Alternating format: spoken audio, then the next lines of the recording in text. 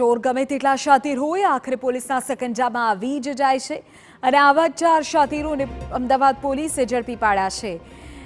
એટીએમમાં પૈસા કાઢવા જતા વડીલો પાસેથી મદદના બહાને પૈસા પડાવી લેનાર શખ્સોને પોલીસે ઝડપી લીધા છે, જેમાં સન્ની સાંસી, સોનુ સાંસી અને બનીશ તથા કમલસિંહ કુશવાહના નામ સામે આવ્યા છે। તેમની પાસેથી 52 ATM card, 2 swipe machine, 5 mobile, 33,000 રોકડ જપ્ત થઈ છે। આ શખ્સો મૂળ હરિયાણાના રહેવાસી હોવાનું સામે આવ્યું છે।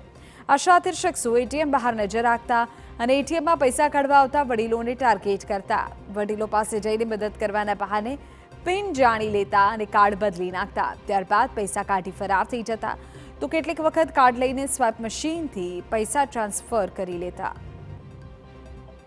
જે ચારેય આરોપી અહીંયા ગુજરાતમાં અવારનવાર આવતા હતા અને અવારનવાર આવીને જ્યાં પણ એટીએમમાં કોઈ અશક્ત માણસ અથવા કોઈ વૃદ્ધ માણસ દેખાઈ આવે ત્યારે તેને મદદ કરવાના બહાને પોતાનો એટીએમ રૂપિયા ઉપાડી આપે એ બહાને નજીક જઈને એટીએમ જાણી લેતા હતા।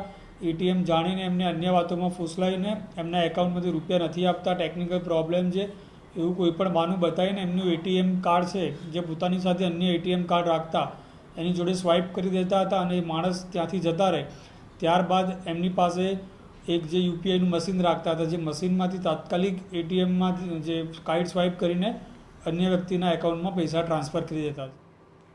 છેલ્લા 2 મહિનામાં આરોપીઓ 21 જેટલા ગુનાને અંજામ આપ્યો, લોકો સાથે લાખોની છેતરપિંડી કરી।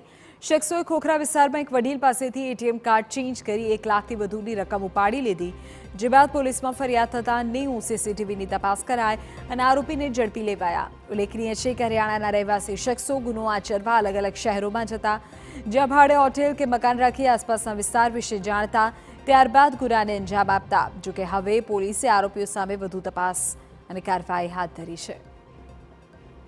સોનુ ઉર્ફે કદુ, મનીષ રણવીરસિંહ નેકરેમ અને કમલસિંહ કુશવાહ એ 4 આરોપીની અત્યારે ધરપકડ કરવામાં આવેલી છે। આ 4 આરોપી અન્ય જે લોકોના એકાઉન્ટમાં ટ્રાન્સફર કરતા હતા એ એકાઉન્ટના જે પણ હોલ્ડરો હશે, જે લોકો આમાં ક્યાંક ને ક્યાંક કમિશન રાખીને એમના એકાઉન્ટમાં પૈસા ટ્રાન્સફર કરાવતા હતા, તો જે મુખ્ય સૂત્રધાર હશે જે દિલ્હી કે હરિયાણાના છે એ લોકોની પણ આગળની કાર્યવાહી ચાલુ છે।